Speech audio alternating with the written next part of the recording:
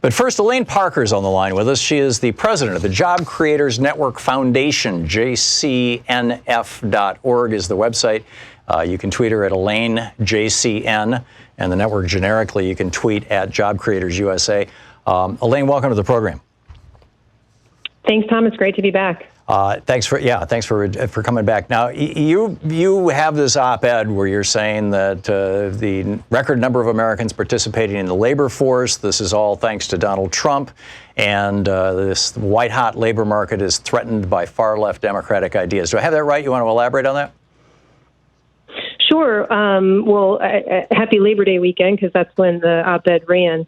Yep. We look at some of the policies that have been pushed and promoted by the Trump administration, namely the Tax Cuts and Jobs Act.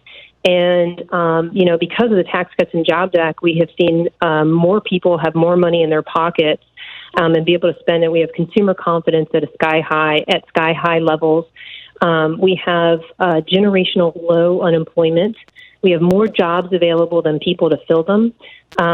We have in every demographic across the board, from women, men, Hispanics, Asians, veterans, the disabled, even felons at the lowest unemployment records we've seen. And we continue to see that. We even have ADP numbers that came out today. They say they have 195,000 payroll positions created, which has exceeded expectations of only 149,000. So that would lead us to believe that tomorrow's numbers are going to be pretty good for this economy. So if you think this is because of the tax cut, I would say the same thing I said back when Reagan tried this, which is, give me $1.5 trillion on a credit card, and I can show you what it looks like to live large.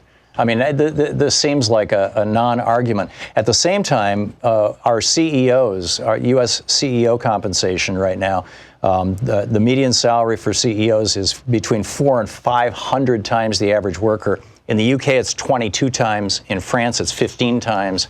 In Germany, it's 12 times. The top 1% right now owns 41.8% of the financial wealth of America. The bottom 60%, the rest of us basically, own 1.7%. We have a 29% poverty rate in the United States. In democratic socialist Norway, it's 10%. Our life expectancy is only 79 years. In Norway, it's almost 82 years. Our infant mortality rate is almost 6%. In Norway, it's only 2%. I mean, I could go on. We have 63% home ownership. Norway has 84%. The living wage in Norway is actually, or the minimum wage is actually a living wage. Here, the minimum wage is a poverty wage. You talk about all these jobs that are being created. The vast majority, in fact, the piece I saw in the Financial Times about 3 weeks ago suggested that virtually all the jobs that have been created at least over the last 6 years, which includes the Obama expansion, have been temp jobs or what are considered, there's a word for it. The word isn't dangerous, but at-risk jobs, essentially, because there's no job security, there's no benefits, and they're at-will jobs. How can you say that this kind of right-wing neoliberal policies that were instituted by Reagan when we rejected Keynesian economics in 1981 and adopted Milton Friedman's neoliberal economics, and this has, by the way, been continued under the administrations of Bill Clinton and Barack Obama, as well as all these Republican presidents, how can you say that that's been good for any workers? Workers right now are making, less money now than they were making in 1980 when Ronald Reagan was elected. Tom, actually, the Bureau of Labor Statistics, if you want to talk about wage growth under this administration, we've seen faster wage growth under this administration than we have in a decade. And as a matter of fact, the Bureau of Labor Statistics recently came out and adjusted the wage growth for 2018, that wages grew by 5.6%. That is quicker than that's substantial, and that's what you expect when you have an expanding economy. All right, make your point. Tom, let me finish my point. And rose 50% faster than under President Obama. And for the bottom 10% of wage earners, that growth was at 6.5% for last year. And let me correct one thing. Norway and Sweden are not socialistic economies. They are free market economies. They are democratic socialist countries. They call themselves that. They are free market economies, and in fact, the leaders of those economies came out and had to correct Bernie Sanders at the time when he was running. Would you endorse? First of all, let's finish this thing about wages. My point is that yes, of course, when you're on a sugar high, when you've been goosing your economy, when you put $1.5 trillion on the credit card, and I remember the days when conservatives used to complain about that. Now you guys appear to be celebrating that. I'm guessing when a Democratic president comes into office, you'll go back to complaining about it, right?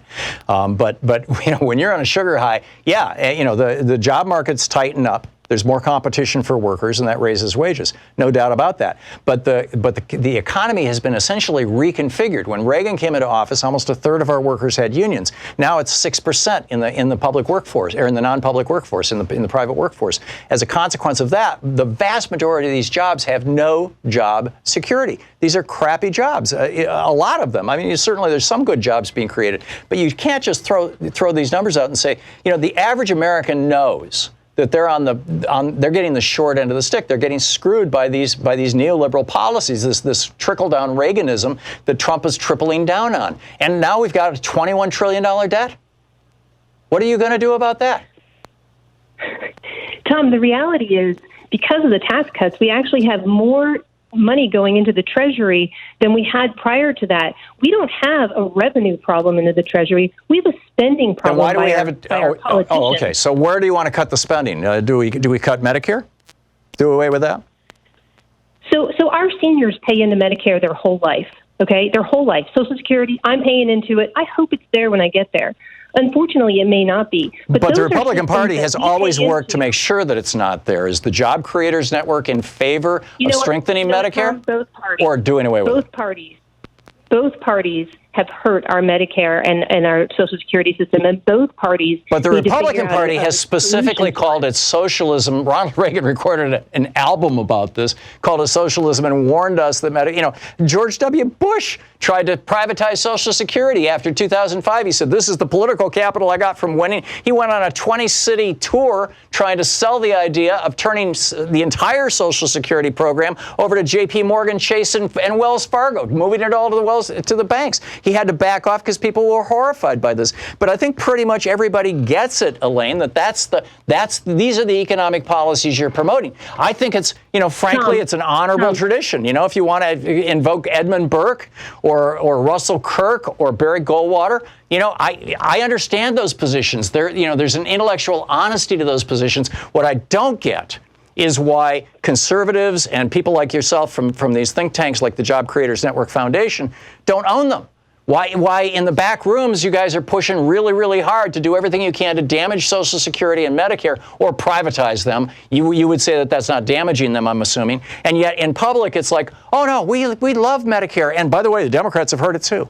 I don't think anybody buys that. Yes, Democrats have heard it. Tom, even the New York Times, the liberal New York Times. I'm not talking about the New York Times. I'm talking about the Job Creators Network positions.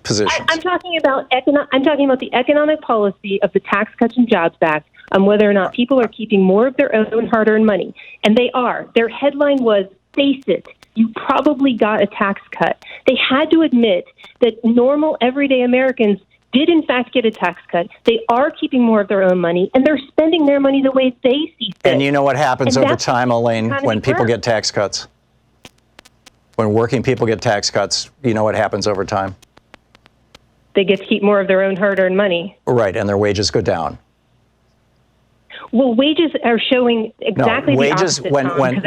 Look back at the history of this, Elaine. Seriously, honest to God, go back and look at this, and you're welcome to come back on the program. Go back over 50 years or 60 years.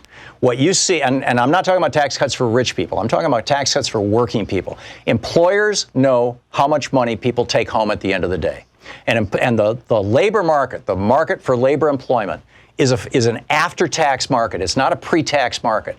So if employers know that if they're paying somebody $30,000 a year and that person is taking home $25,000 a year, that those workers can live on $25,000 a year, or at least are willing to work for $25,000 a year. So if that person gets a tax cut and suddenly they're making $30,000 a year, or they're taking home 30 instead of 25, over the next 5 years, and you'll see this in typically 3 to 5 years periods, when there's a tax reduction on working people, over the next 3 to 5 years, their wages go down because the labor market readjusts itself. On the other hand, when taxes on working people go up, and you can see this going all the way back to 1913, when taxes on working people go up, the labor market compensates for that by raising wages. That's why wages went up dramatically in the 40s, 50s, 60s, and 70s as taxes were going up on everybody.